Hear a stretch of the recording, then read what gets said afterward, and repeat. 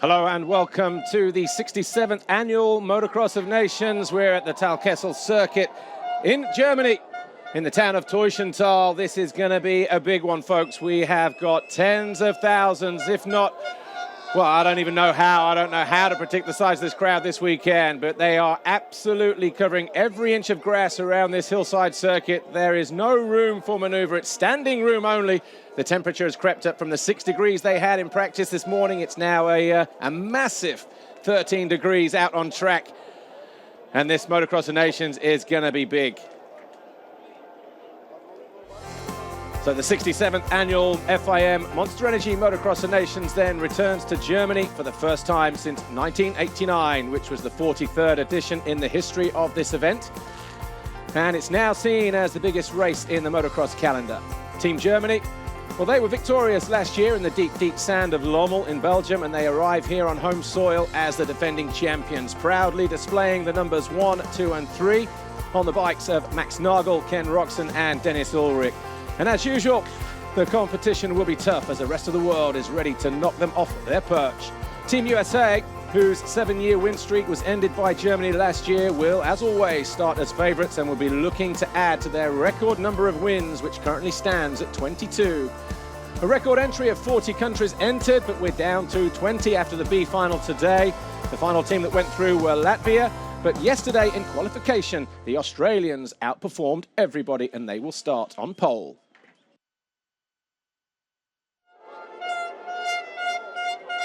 Great overhead images of the circuit here at Teushenthal. For those familiar with this venue, you'll see that the start has been repositioned. That grey area now dropping down into what used to be turn 17 on the racetrack. And what a great aerial shot that is from our drone cam. Just, as we said a moment ago, wall-to-wall, jam-packed with spectators. There's a stiff breeze blowing out on the track. I will have with me during the broadcast American legend Brock Glover. We'll get to him in a moment. But before that, let's show you a quick lap around this Talkessel circuit as it looks after the revamp. As we said a moment ago, a newly positioned start. 1 or 2 other alterations on the circuit, but for the most part, the circuit is the same.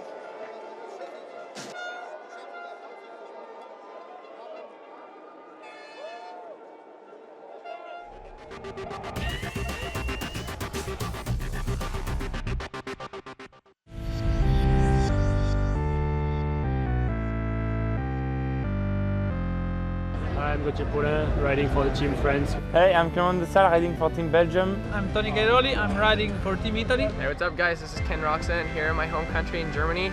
We're here at the Motocross of Nations 2013 in Teushenthal, and this is your GoPro track preview.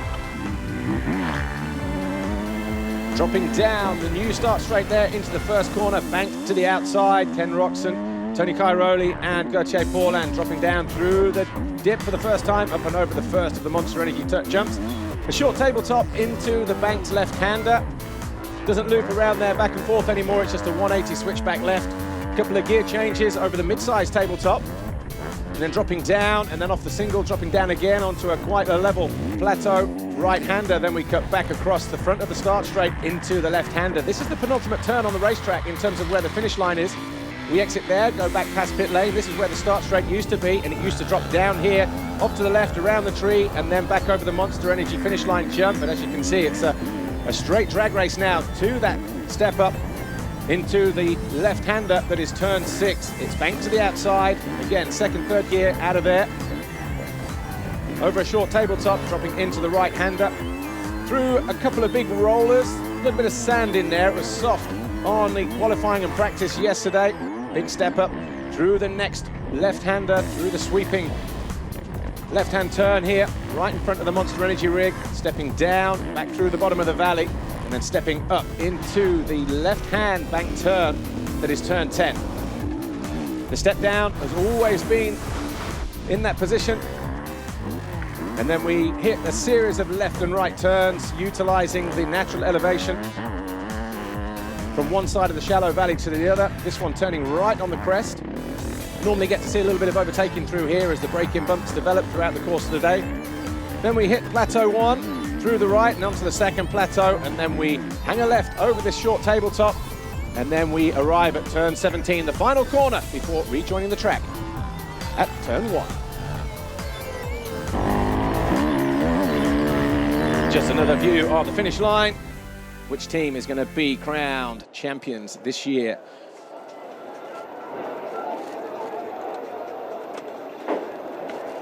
Well, USA, as we said earlier, all-time wins for them. Belgium second, Great Britain second, Belgium third, and Sweden tied for 2 with Russia and Italy, and then the Czech Republic down there with 1. You see the riders just making their way down to the start line, into their positions. We'll give you the start list in just a moment.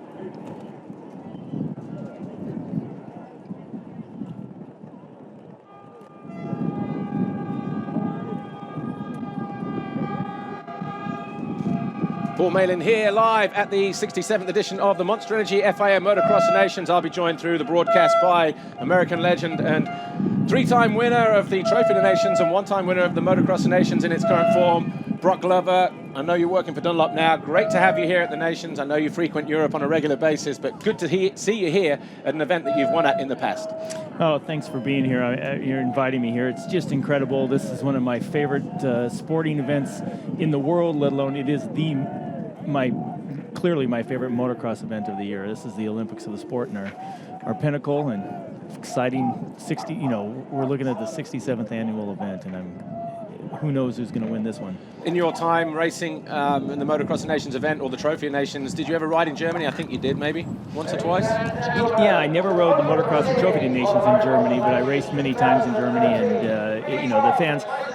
What a terrific event to come back to Germany. First time ever Germany winning last year in 2012, and to come back here and to see the German fans coming out in droves, it's incredible, and I think it did a lot for the sport of motocross in Germany.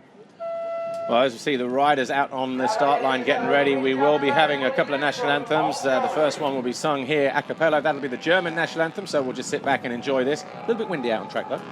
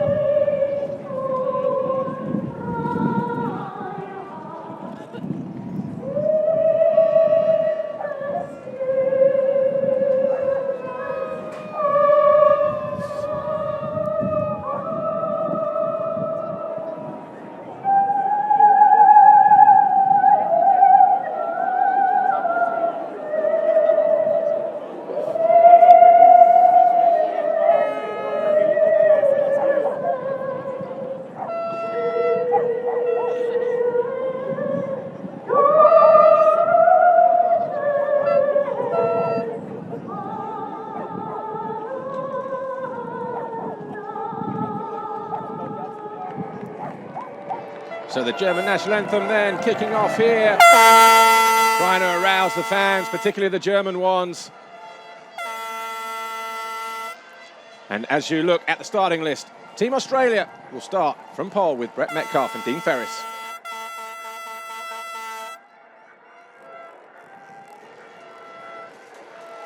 Australia will start from pole then. Team USA second this race with Ryan Dungey, MX1, Eli Tomac, MX2. Belgium will go to the line third. Ken de Dijker, Jeremy van Hoorbeek. Germany with Max Nagel, Ken Roczen. Great Britain, Tommy Searle and Jake Nichols. Italy will have Tony Cairoli and Alessandro Lupino, with the French with Gauthier Paulin and Jordi Tixier. The Russians with Evgeny Bobashev and Alexander Tonkov. The 15-second board is up. We're getting ready to go racing on what is a very windy day, but it's a nice, warm, sunny day at the same time. Depends where you stood, of course. If you stood directly in the wind like these girls are, then it might be a little different story. But the gate ready to drop here. Motocross of Nations 67 bursts into life. Downhill, the inside is Dean Ferris. Wow, what a great start for him. The Australians pulling a good start. He possibly pulls a hole shot as well. And the foxhole shot we will determine in just a moment. It is Dean Ferris of Australia. And once again, these guys are absolutely hauling. Ken Roxon in there in third place. Valentin Guyot, the MX1 rider for Team Switzerland, European 250 champion this year. He's in second position. Roxon slots into third place for Team Germany. And Tommy Searle, he's in fourth place. I spoke to him about an hour before the start of the race. He was going to go up the inside, and he's pulled that off. He's pulled it off a treat as well. He is in fourth place. Rui Gonçalves in fifth. Tonkov sixth. Lingard seven. Van Horbik, Shimola, Lupino, Boutron. That's how they were at the first split, but they're coming over the line now. It might be all change again. The first split at the top of the first hill. So it's Dean Ferris. It's Australia, Switzerland, Germany, Britain, Portugal, Denmark. Then we've got Alexander Tonkov of Russia, Spain, Boutron, Van Horbik, Belgium, Lupino, Italy, Dungey, the USA, the first guy for the USA down in 11th, Cairoli 12th, Bobryshev, Paulin, Tixier, Metcalf as they go through. Metcalf down in, and Eli Tomac down in 20th place. Brock Glover from Dunlop, and also a former Team USA member. What a great start for the Australians, picking up from where they left off yesterday, it would appear. Yeah, it's amazing. Dean Ferris, has he gone down? Huge swap, barely saved it over that jump there, but to have a 250F MX2 bike get the whole shot, and here's Roxon up in third place right now. Their strategy seemed to work. Team manager Roger DeCoster apparently had Tomac pick first, and his strategy didn't work. Tomac was late off the line, and so now the American team has their, they have the tough row to hoe here, and they're gonna have to battle this whole race. Well, I was talking to Gary Benn of Team Australia at the start of the race, and obviously now he's played that particular card for this race, but he said for this race we'll probably go and stick Ferris up the inside because Brett Metcalf can get a charge around the outside. So we're looking, I reckon Tomac is over here somewhere around about, middle of the gate. So he would have started there, and I think they would have put Dungey up the inside possibly. So Dungey did have first pick. I stand corrected there, but that strategy didn't work either. So it's a tough one. It's up to the riders to get the jump out of the gate, and Dean Ferris obviously put his MX2 bike where it was yesterday. He's had now 2 starts, 2 great hole shots, and he's out running up front. His teammate Brett Metcalf is sitting back a little bit further, but he's going to have to work his way out of 17th to see if the Australians can come up and work to the lead. Well, Dean Ferris here, Team Australia, number 29. He's got Valentin Guyot, number 55, Team Switzerland, riding an MX1 bike this weekend, riding a 350, not a 450. And Ken Roxon, who said he rode a little bit tight yesterday in his post-race interview, he said there's more to come from him today, certainly on home soil. Not feeling the pressure, not feeling nervous. Lives about an hour from here when he lives back in Europe, in his base. And he does not want to disappoint. He said he wants to go and win at least one of the races outright, which we've not seen since Ryan Villapoto, probably back in Budds Creek back in 2007. 2007, exactly. But you know what? That's not a, when he said that, everybody felt like that was a, I'd say cocky statement, but it's certainly, in his case, it's very, very plausible because, maybe in this one he's going to have a tough time running down Cairoli, but he can certainly win the final race of the day with the MX3 riders. Well, absolutely, but the other thing as well, it's a tight, twisty circuit. There's no big, long straights and big, dragways. Maybe the longest coming out of the final turn where they cross back over the start straight back towards the entry to pit lane. And that's just there in the background, so that's possibly the longest straight. There's Tony Cairoli, number 13, Team Italy.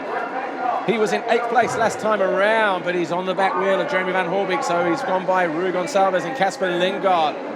So Tony Cairoli, he was fast yesterday. He didn't quite find a way past Tommy Searle in the qualifying race. He was happy to sit there and settle for 4th position. Yeah, but as long as they make it into the final, all the teams had a little bit of that. And then you were mentioning the advantage of the track for the MX2 bike versus the MX1 bike. And the downhill start is one more thing that's kind of an advantage to... Ferris! Well, Ferris, he just has a trip off the road. So Ferris, it's Guyot then who leads. He's picked himself up back in 3rd position. Tommy Searle looked like he was about to go through, but he's managed to stave off the challenge. So Guyot now leads. Roxon 2nd, Ferris 3rd for Australia.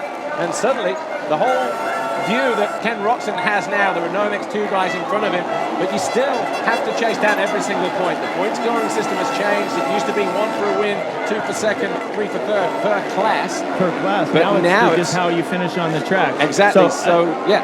Absolutely, and Roczen here, this is what he, not that he wanted to see Dean Ferris go off the road, but now he's got a competitor ahead of us that he feels like I can take this guy. If it were Crowley out in front, he'd be maybe a little bit worried, but I think right now Roxon's just going to get his lines and do the best he can to figure it all out, and then when the time comes, I think he'll go for that win. Fastest man on track, fastest lap of the race so far. Tony Cairoli, he likes the timing screens purple, 143.2. Roczen was a 43.8, yes. So only 6/10 slower at the moment, but Cairoli, of course, coming through traffic. He is riding a 350. That's the bike he's favoured during the World Championship, but I think Tommy Searle has found a way past Dean Ferris. So there's Ferris off the back of his shot. He is in 4th place. There's Tommy Searle for Great Britain. He's now in 3rd position on that Kawasaki number 22.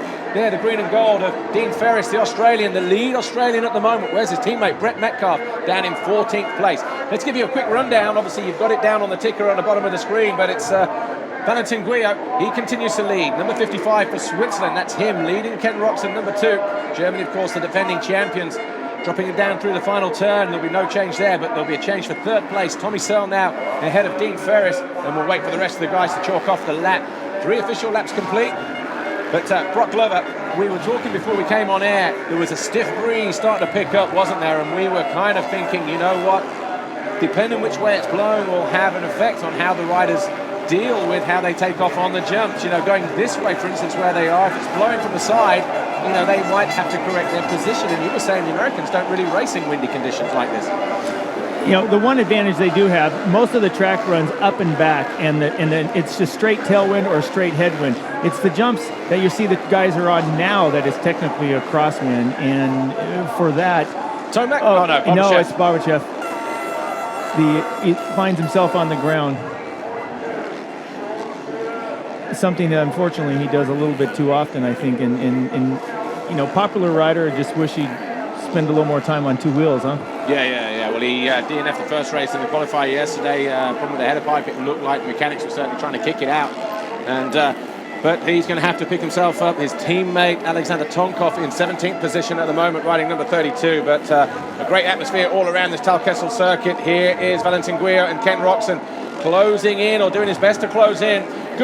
Good to see, though, Brock Glover, we'll probably talk about it in a moment. No advantage, really, between the bigger bikes and the smaller bikes, particularly around a circuit that is very, very twisty indeed. We've still got 22.5 minutes to go in race 1.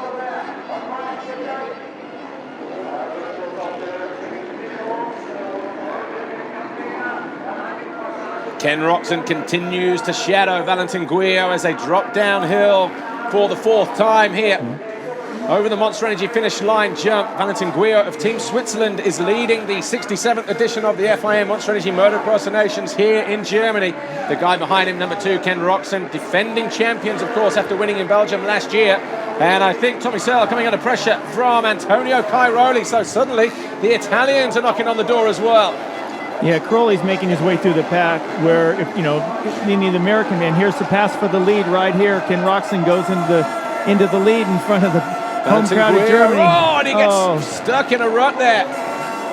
Yeah, he certainly was trying to do a last-minute, maybe a retaliation pass there, and it wasn't working for him. But here's Roczen now. He's got free track ahead of him. He knows Cairoli's coming, and he's got to put the hammer down. Dean Ferris got back into 3rd place, actually, so he's done well to find a way back past Tommy Searle and shake off Tony Cairoli as well. So the Australian looking awesome out on track. His teammate Brett Metcalf is down in 13th at the moment, so that's going to be 13 plus 3, that's 16 points. As we look at Ken Roczen jumping up into the lead there. Ryan Dungey, lead American rider, he's in 11th. And Dungey hasn't done anything basically from when he's been on the track. And fortunately for himself, Eli Tomac has made his way through from nearly 20th place, now sitting in 12th place. But Ryan Dungey hasn't passed a rider, I think, this whole race. And so if the Americans think they're going to win this thing, that better change soon. Cairoli just found a way past Tommy Searle and going after Dean Ferris. Here's Tony Cairoli now, number 13.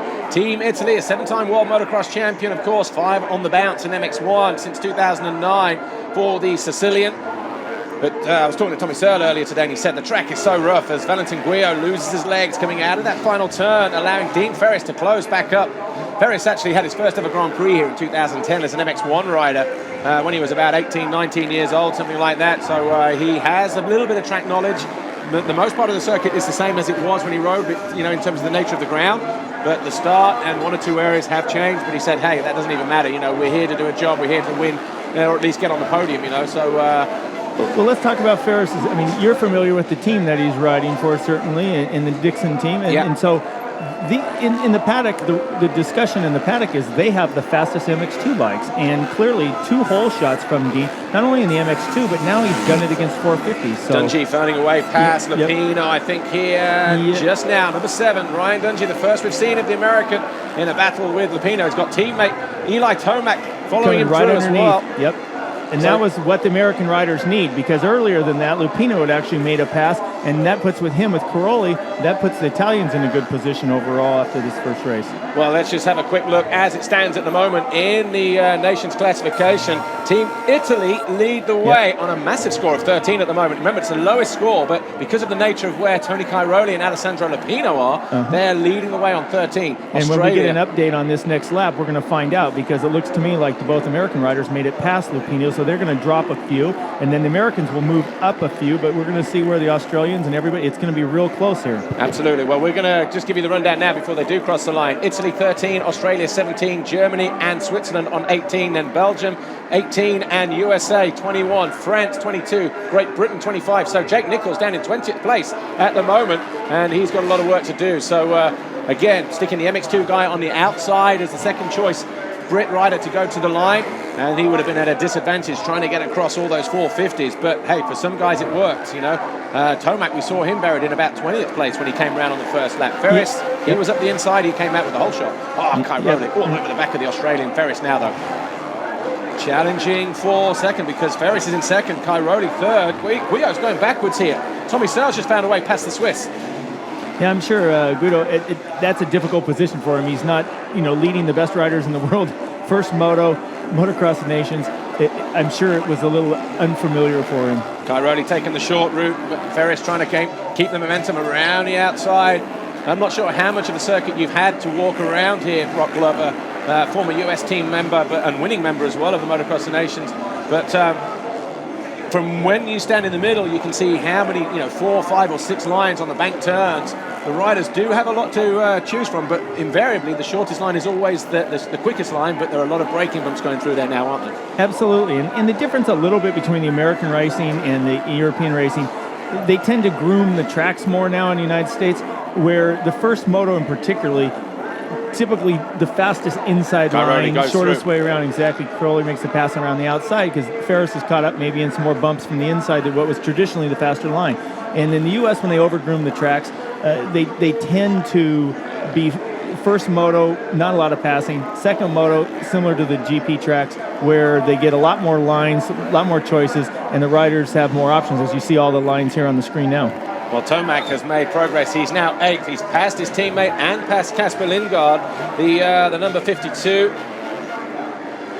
And there's a replay of Cairoli going past Dean Ferris. Ferris still in 3rd position, though. Tommy Searle in 4th. There's Claudio Di Carli, team manager for Red Bull KTM Factory Racing MX1. David Philippots in the middle there in the white glasses. He's going to be riding Team Italy in the open category a little bit later on. Fastest man on track right now, Eli Tomac, 1:42.708. So that doesn't actually surprise me. I mean, to be honest with you, I thought Eli was a little underwhelming yesterday, but I know he was riding conservatively because he knew it's not important. It was common for Tomac to be just short of Villopoto's times and occasionally faster than Villopoto. And Villopoto's obviously not here for America, but Eli Tomac many times during the outdoor AMA motocross series had faster lap times than Ryan Dungey. That happens in the MX1, MX2 World Championship. MX2 always comparing light for light, with the best guys and all that kind of thing. But Max Nagel here, number 1, riding for Team Germany. He is in 16th position at the moment, or he's 15th now. He's found a way past Rui Gonçalves, and so too has Jeremy Seewer, the number 56 on the Suzuki. He's the second rider in the Swiss team. So just looking for his teammate, Valentin Guillot. He's in 5th position, so he obviously made a couple of mistakes in quick succession. Tommy Searle, though, Team Great Britain, knocking on the door of 29. Team Australia's Dean Ferris. And he's got the left-hand side as we come down the hill, looking for a move through. And Tommy Searle goes through. He's now in 3rd place. Fantastic ride for Tommy. Just been riding strong for the last yesterday and today he's been going strong the whole time. Just obviously didn't have the start he wanted the first in part of the race, but his speed has been outstanding. They were testing as well last week. He's finally switched from Pro Circuit suspension to running white power units this weekend, WPs front and rear. He said he's got a lot more confidence in it and the overall feel of the bike. He can turn the bike exactly how and where and when he wants to. So that is obviously having a massive effect in his confidence, even before the start of the weekend. That's going to be, that was something, a discussion that I actually had in the paddock yesterday about going to the WP, and I happened to be sitting in the KTM paddock when that happened, and it was an interesting conversation. But next year, if he goes to the factory bike, then he's going to not be on the WP, so it's going to be an interesting move for him. He's not a full factory rider. They will get factory assistance, so I still think they will have a little bit of say in what suspension they run, possibly. Obviously we have to see how that one works out. Yep. There's Eli Tomac. He's found his way he's up. Behind him is number 16, Gauthier Paulin, so he's just passed the Frenchman for 7th position. So Tomac here, number 8 on the red.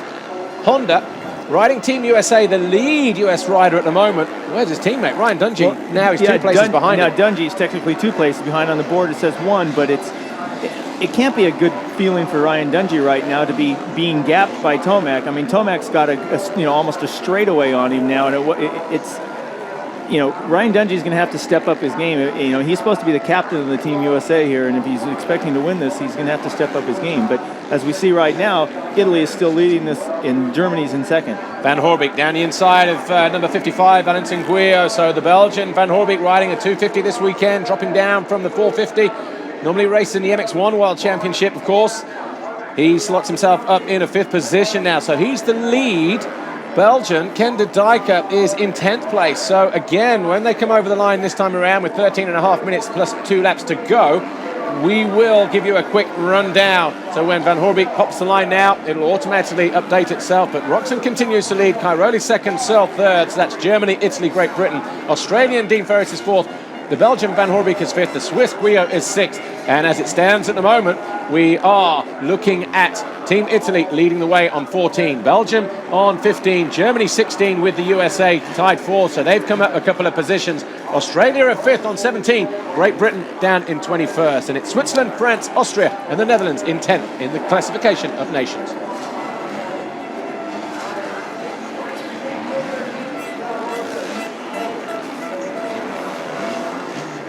Just under 13 minutes plus 2 to go. Brock Glover, former Team USA member and winner of the Motocross of Nations, still with me here in the booth, pointing something out on the screen. Well, we got about a half a second difference between what Cairoli's doing right now. And Cairoli's half a second quicker than Roczen on the track. And right now with a 3-second lead, it's not hard to figure out the math. In the 5 or 6 laps, he's going to be right behind him. But he's now got Roczen clearly in his sights. And being a past champion rider yourself, that's what you need. You need to be able to know that guy's catchable. That goal is obtainable, and he's right in front of you, and you're going to be pushing extra hard. You can't beat a bit of clear track. Nope, and he's got it right now. And the only thing he sees behind him is the back, that red number 2 on the back of Roczen's bike, and Cairoli wants this win. And nicely done there from Tony Cairoli, just picking the front wheel up over those bumps on the entry to that rut. Not easy to do when you're facing a whole load of ruts like that, but look at the track is chewed up. That's one thing that the American riders don't face as well. They're going to get to ride one day now at the US Nationals. Obviously Grand Prix guys are used to riding practice and qualifying races on Saturday, 2 races on Sunday. Maybe that, I'm not saying that the guys are any less fit because of it, but it's just the nature of the track. It's completely different for the Americans and the Europeans, isn't it? It is, actually during the AMA races this year, Tomac took advantage of the short duration between the 2 races of many of the rounds, and actually seemed to have more conditioning than Roczen. So Roczen was always strong in the first moto. The second moto, it seemed to affect him a little bit more. But he's going to have adrenaline. He's going to be feeling the hometown crowd cheering him on. I don't see any, in the cool temperatures today, I don't see any issues with Ken Roczen's fitness at a race like this. Well, just 11 minutes plus 2 laps to go. We're looking at Alessandro Lupino, and he at the moment is down in 13th place for Team Italy.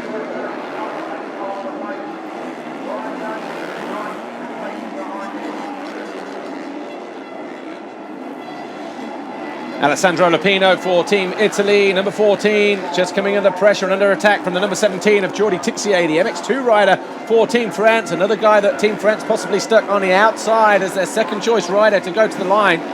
Gauthier Paulin, the teammate to number 17, Jordi Tixier there on the right-hand side. He is in 8th place. As it stands at the moment, Roczen has a 2.9 second lead for Germany over Tony Cairoli of Italy. Tommy Searle of Great Britain 7 seconds further back. Dean Ferris of Australia in 4th. Then we've got Jeremy Van Hoorbeek, Belgium. Eli Tomac now in 6th place for the USA. Valentin Guyot of Switzerland is 7th. Gauthier Paulin of France is 8th. Ryan Dungey, the American, is 9th. And Ken de Dijker of Belgium is 10. Then we've got Metcalf, Australia, in 11th. Lindgaard, the number 52 of Denmark, he's in 12th place. Then Alessandro Lupino, who we're looking at here in the blue, he is the second Italian in 13th place. Jordi Tixier of France, is just ahead of him. So it's all changed. Max Nagel working his way up into 15th for Team Germany, and then Jeremy Sewer, Alex Tonkov, Jake Nichols of Great Britain in 18th, Jose Boutron of Spain in 19th, and Glenn Koldenhoff of the Netherlands in 20th position. In terms of the nations, well, we'll get to that in a moment, because Eli Tomac now on the Honda for Team USA, number 8 around the outside, second rider in shot. The left, as we look at it, has found his way right onto the rear wheel of Dean Ferris. This is for 4th place. And again, he lights the timing screens purple, the fastest lap of the race after 11 laps that time around. Great riding for Eli Tomac. Brock Glover joins me here. Brock, this is going to go right the way down to the wire between these guys, isn't it? It is, and to put it in perspective, the fastest lap of the race was just turned by Eli Tomac, a 1:42.4. The next best time, you're looking at well back at 1:44.2. So on that lap. Yes, on this particular lap here. So Tomac is definitely on fire. He's trying to do his and he still at this point has the fastest race lap, and it's nearly half a second faster than Cairoli. So Tomac has certainly found his stride. I think he was probably hoping his teammate would follow him along, but it doesn't look like Dungey's quite got that. But, Brett Metcalf is also, quietly running a solid race for Team Australia back in 11th. Well, when we look at the times here, 42.4 compared to a 44.2 for Tommy Searle, that's 2 seconds quicker than the Brit in 3rd place, and the gap is only 4 seconds. So he finds a way past Dean Ferris of Australia, as he's trying to do right now, Brock Glover. Nicely done there from Tomac, carrying the momentum in. Oh, he puts a squeeze on Ferris, and he goes through. And again, just wheeling holes and bumps, just using his technique and his ability just to smoothen everything out. You know what? That's one thing about Eli Tomac. If you watch, he's early on the throttle, exiting the corner. He carries a lot of momentum with the throttle through the corner. And you said he's adopted similar technique, that we showed, Cairoli showed earlier, coming in the corner. Instead of plowing into the braking bumps with your front fork, here he is. He's actually wheeling in the bumps, keeping it down. So it's we got to battle for the lead too, because Cairoli is not going to be wanting. He's going to want to take the little thunder out of Roczen's hometown cheering here. Well, that's it. He's obviously trying to slingshot on, nicely scrubbed there, barely off of the ground. Team USA are leading the way though in the classification, 12 points. So Tomac working overtime for Team USA. Germany are on 2nd, courtesy of a 15th for Max Nagel, and this lead position of the number 2 here, Ken Roczen.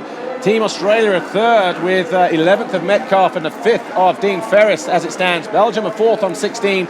Italy are in 5th on 17. France on 19. Great Britain 21. Switzerland 25.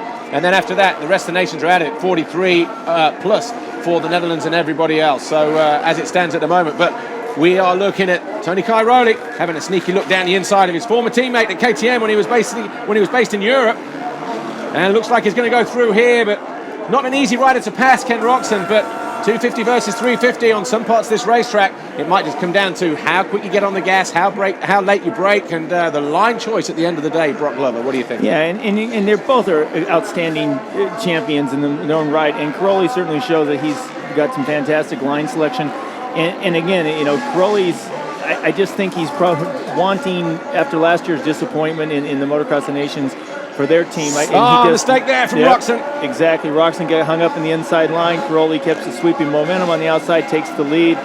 Again, pulls the tear off as well as he goes by him. Yep. So the perfect opportunity there for Cairoli. I think he's looking over at Ken Roczen right now saying, hey, ciao, Papa. We're out of here. Yeah, catch me if you can. Exactly. But he's done a pretty good job leading the way out there since he found a way past Dean Ferris early on in the moto. But Tony Cairoli now finds himself leading. Of course, last year he won the nations outright in the MX1 category. The first time he's ever done that, 1-1. But look at that. Oh, he was in neutral. Oh, he stood up in the rut. Yep, he jumped into the rut, and it looked like the rut caught the shifter and put the thing in neutral and put his bike in neutral. So that's disappointing, obviously, for Ken Roczen. But I don't know if it was postponing the inevitable, but it almost appeared to be. Cairoli's just doesn't seem to be denied to get to the front of the pack here. So 5.5 minutes plus 2 to go. We're looking at Ken Roczen now in second position. There he is, number 2, through that sweeping left turn.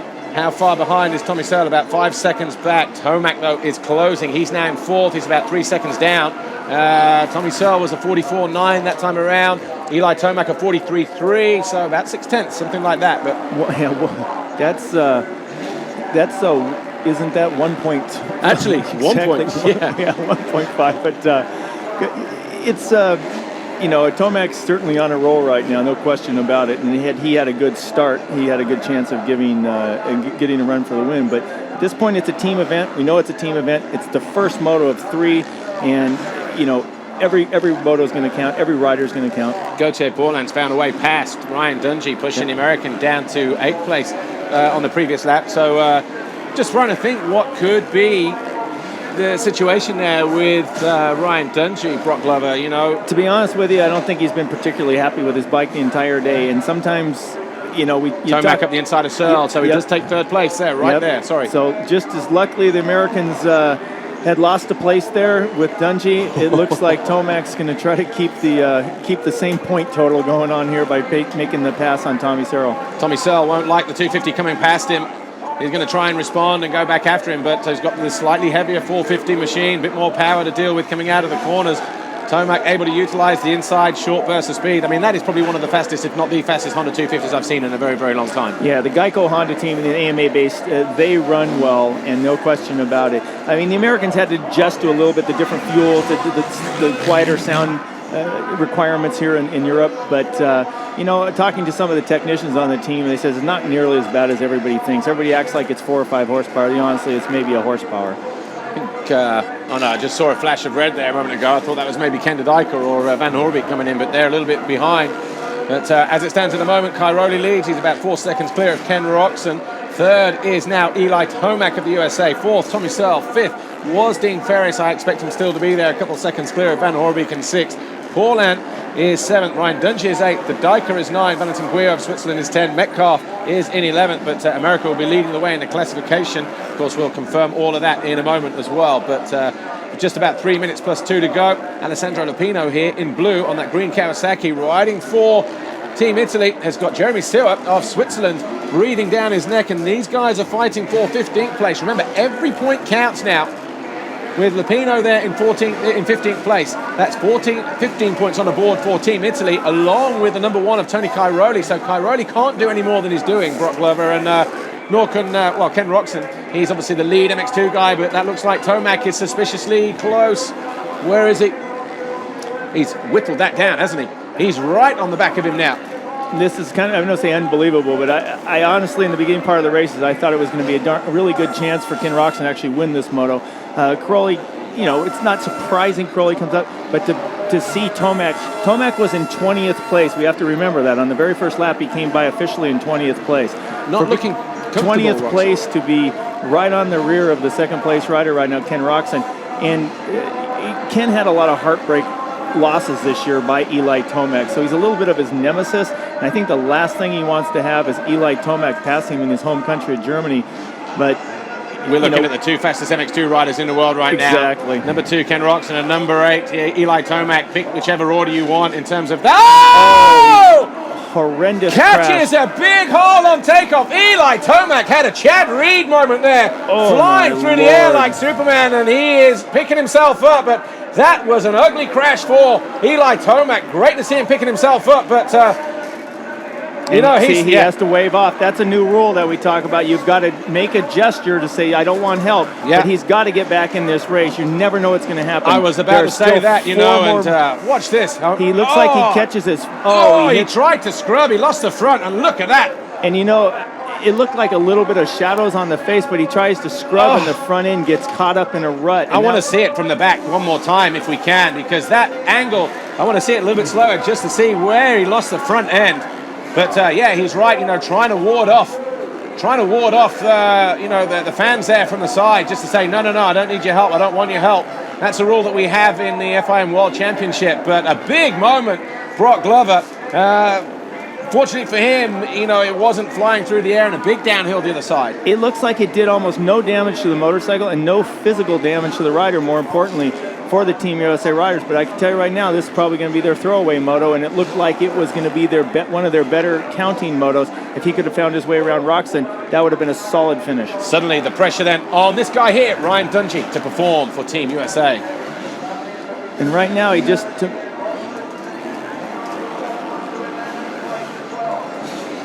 Brock Glover, we just saw a big moment there from Eli Tomac. Ryan Dungey now the guy in the hot seat for Team USA. Unfortunately for him, he's in 7th, and it's looking like Eli Tomac, if he can continue, he's down in 18th place, so he is still out there. He knows that every point counts. If he's not hurt, he will stay out there. If the bike's not damaged, he will stay out there. But so close to the end of the race, even if he's got no brakes, of course, he will have to stay out there and just ride around. If he's got no front brake, you know the score. Every point counts. It does right now. Every point does count, and to have that happen with literally at the 29-minute mark is a complete disaster. I don't, lack of focus, whatever it may be. Maybe he couldn't see so well. It looked a little bit of shadows on the bump there, but that late in the moto, you don't ever want something like that to happen, but it did, and so now puts him behind puts him behind the 8 ball.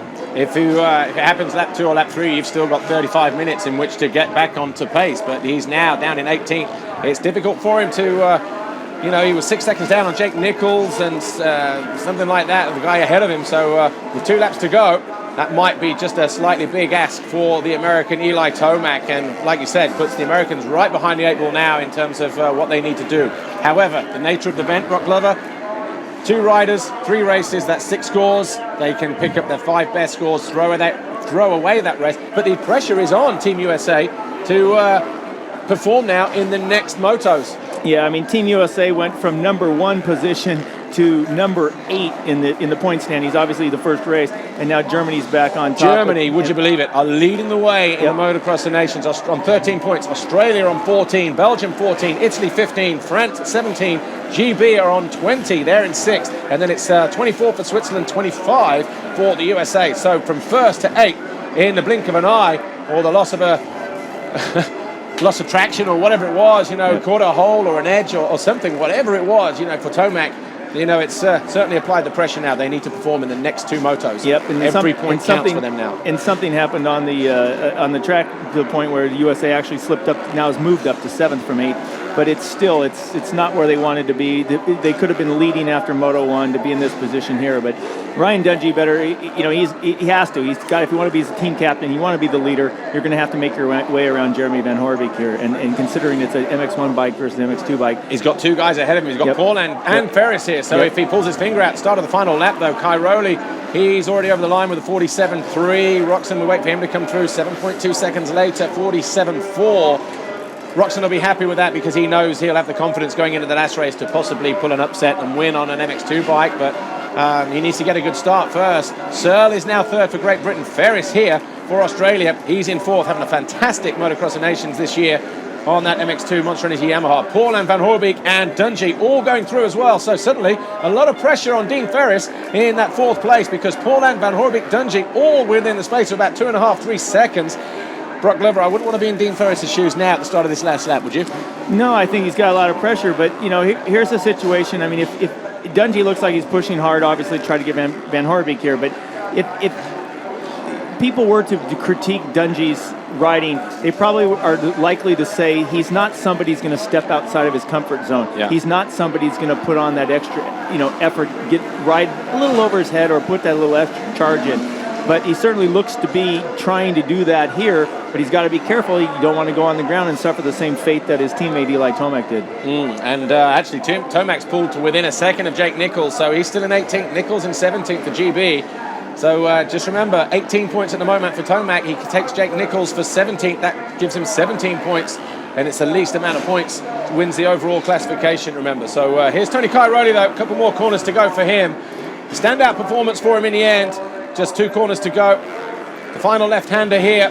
Team Italy looking good in the hands of Tony Cairoli, but his teammate Alessandro Lupino, as a result of Eli Tomac now in 13th place. That'll give them 14.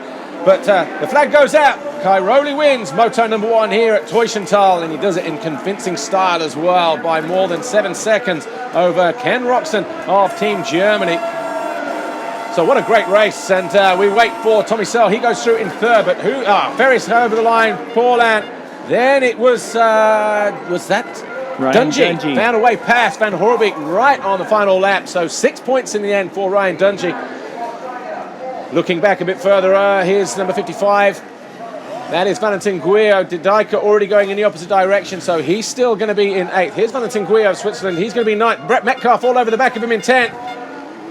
Can he find a way through on the jump? No, he's just going to lose that drive. Not close enough, so it's going to be Dean Ferris on 4, Brett Metcalf on 10. That's 14 points for them. And, of course, we'll give you the classification at the end of the race just so you can see exactly where everybody is at. But what a great race. Your take on it all, Brock Glover, from start to finish, if you can. I mean, Caroli, does it ever get boring winning every time like that? I mean, it really, truly, it's kind of Europeans' counterpart to what Ryan Villopoto has done in the U.S. But Caroli, fantastic riding. Never looked like one moment of uncomfortable riding was necessary to win that race. Surprising enough, Eli Tomac was probably one of the big surprises of the race, come all the way from 20th to look like he was going to take over second place. Unfortunately, to go down for him. And just, fantastic. Yeah, and Tomac ended up getting 16th place. And Dungey, for the Americans, it worked out pretty good. Tomac got 2 riders, it looks like, on the last lap.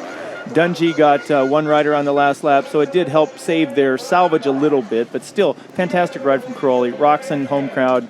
And, the Australians were surprising also.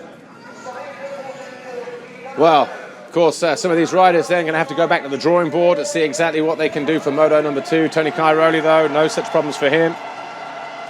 And, the crowd out there on the bank, I think they've just been told by our circuit announcers that Germany continue to lead the way by a point after Moto number 1. It was a big deal for them to arrive here as the defending champions.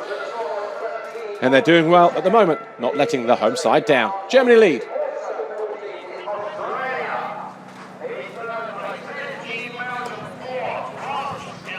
Valentin Guillot, Team Switzerland, picks up the Fox Whole Shot Award, €1,000 for him. It'll be €1,000 for the Whole Shot winner of race 2 and race 3, all courtesy of Fox, of course, this weekend. Look at that GoPro shot of number 2, Ken Roxon, not coming out completely straight, but just shows you the nature of the soil. But it was Guillot. I knew it was tight between him and Ferris. Not a lot in it, though. Look at that. Oh, how do you pick that one? How do you pick that one? To me, I give it to the MX2 because he did it with half the engine displacement. But, that was awfully close. I'd like to see a slow-mo replay of that because it looked like a dead heat. Yeah, very, very close. I mean, I know we will have eyes on the ground there as well. But tough one to call. But again, let's point standings. Germany leading 13 points. Italy at 14. I have the first classification coming up now. I think this will be the first race.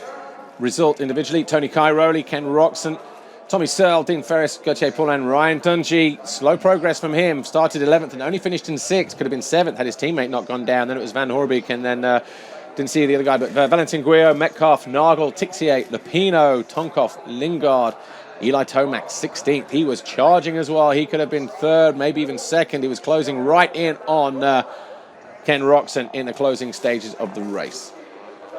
And of course, we'll see the nations classification in just a moment as well, how the countries stand. And Germany, though, leading the way by 1 point. Brock Glover. Fantastic, home crowd to have Germany leading it and have all the top teams kind of in contention, and probably, maybe on paper the favorite team USA would probably be. I mean, you got to give them credit where credit's due. They've only won.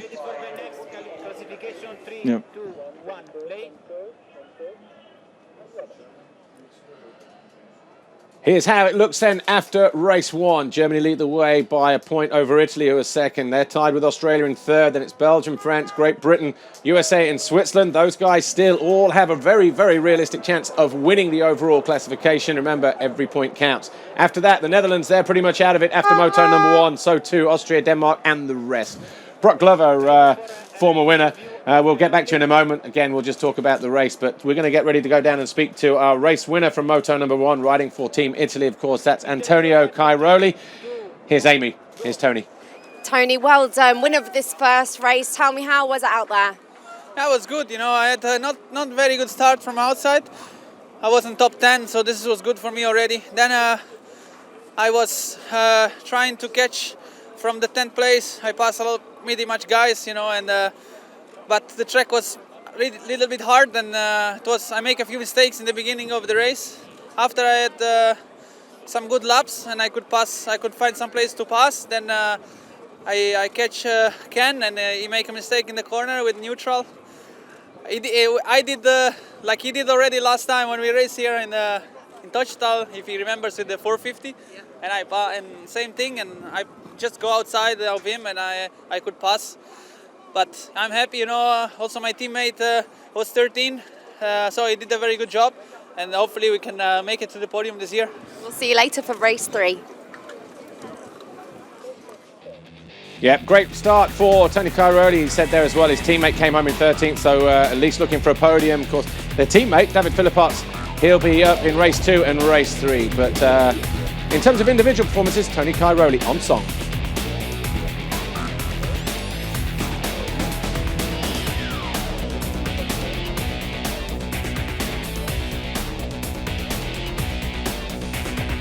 Getting ready to go down to speak to Ken Roczen. He rides for Team Germany. He finished in 2nd behind Antonio Cairoli, and of course, Germany lead the way after moto number 1. Let's hear what he has to say. Here he is. Ken, you said you weren't happy with your riding yesterday. However, a good performance from you there in the first race. I know you're desperate for a win here today, but how do you feel? It's been going all right. I've been struggling all weekend with arm pump. I don't really know what it is, but it's pretty bad. You know, I'm not even tired after the race, but I just cramp up so much that I can't hold on, and I actually made a mistake, and so Tony went by. But I'm really bummed that happens, because other than on the bike, I feel good, but just my arms cramp up a lot. Other than that, you know, I think I could have gone for the moto win, but with that, it's hard to ride. But I'm gonna rest up now and give everything I have again in the second moto. Best of luck for the next race. Good job for Ken Roczen, but maybe a bit of a let-off there as well. Brock Glover, you know, he was all hounded all over by Eli Tomac before he had that big crash. He has been, and back in the KTM paddock, they were working on his forearms earlier. They were stretching, massaging him a little bit, using some of the guys that he's worked with in the U.S. And so hopefully it'd be fun to happen. Him and Tomac go out at the second race. All right, here's Tommy Searle. He was 3rd for GB. Tommy, great job out there in the first race. I think we're probably seeing some of the best riding from you that we've seen all year. Would you agree? Yeah, I mean, that race was all right. So I think we've made a lot of improvements with the team, like I said yesterday, and it's starting to show, but the track's really, really difficult today. I felt good, and then I got a little bit stiff in the middle, and I was like, fuck, I think everyone's going to pass me. But I managed to loosen up a little bit. I got through the race to the end, so I'm happy, and it's looking good for Team Great Britain at the minute. I need 2 more races to go and 1 more for me, so hopefully I can do the same in the next one. Absolutely, well done. Thank you. Yeah, looking good for Tommy Searle and GB at the moment. Jake Nichols just finishing around about 17th place, Tommy Searle 3rd, so they're still in with a shout, but as we say, there's just 8 teams really in the main running for this overall classification. Germany leading the way, though, by a point. Brock Glover, I want to say thanks for joining us up here. We're going to go and look behind the scenes, Team France and USA in just a moment of time. But thanks for joining us, and we'll see you again very, very soon. Well, thank you, and hopefully the second, third race will be anywhere as close as exciting. So absolutely, look forward to it. But just sit there and let's just watch the highlight again, though. Well, the gate dropped. It was Dean Ferris down the inside, number 29 for Team Australia, but around the outside was Valentin Guillot, grabbed that all-important Fox Hole Shot Award. Ken Roczen was in there in 3rd. The Americans of Ryan Dungey and Eli Tomac were buried in about 11th and 20th place. Ferris had this moment where he survived on the opening lap as he tried to run away from the head of the field, but he did make a mistake, so too did Bobryshev of Team Russia. And his hopes and their hopes are disappearing in this nation's classification. This was the moment, though. Roczen put the squeeze on Valentin Guillot to lead the race to the delight of the crowd. Valentin Guillot then started making mistakes and started to drop back in quick succession. Cairoli, number 13 for Team Italy, that was round the outside and found his way past Dean Ferris into 2nd place and went after his former teammate. Ferris came under pressure then from Tommy Searle, also got squeezed. Tommy Searle would come home in 3rd place. Talk of the race, though, was Eli Tomac. He was charging hard through the field. So too was Jordi Tixier of Team France. After starting down in 20th, number 8, Eli Tomac, found his way past Ferris to get into into 4th place. That was Cairoli passing Roxon for the lead. And that was in the closing stages of the race. He hit neutral, and that was a mistake from Roxon's point. Ryan Dungey, though, he was the lone American after the crash of Eli Tomac. He got close to Ken Roxon. Then as he came around the next left-hander, turn 1, up the hill. Watch this. He just lost the front, lost his balance, and was over the handlebars. The biggest crash of the day so far. Fortunately, he was able to pick himself up. He rejoined the race in 16th. America off the overall top of the classification at that point, and they're down in 8th place in the blink of an eye. Cairoli went on to win Moto number 1, and he's on course for winning the individual classification. Team Italy also looking good for at least a podium. But as I say, thanks to Brock Glover for joining us up here in the booth for Moto number 1. Maybe we'll get to see him a little bit later as well. But before we go any further, a quick look behind the scenes of Team USA and Team France. So sit back and enjoy as we talk to Olivier Robert, Gauthier Paulin, Roger de Costa, and Eli Tomac. Sorry, just changing information at the last minute, so that report now not going to happen, unfortunately. So we'll bring you something else instead. But so far, so good, though. Moto number 1, a great way to kick things off here at Teufenthal.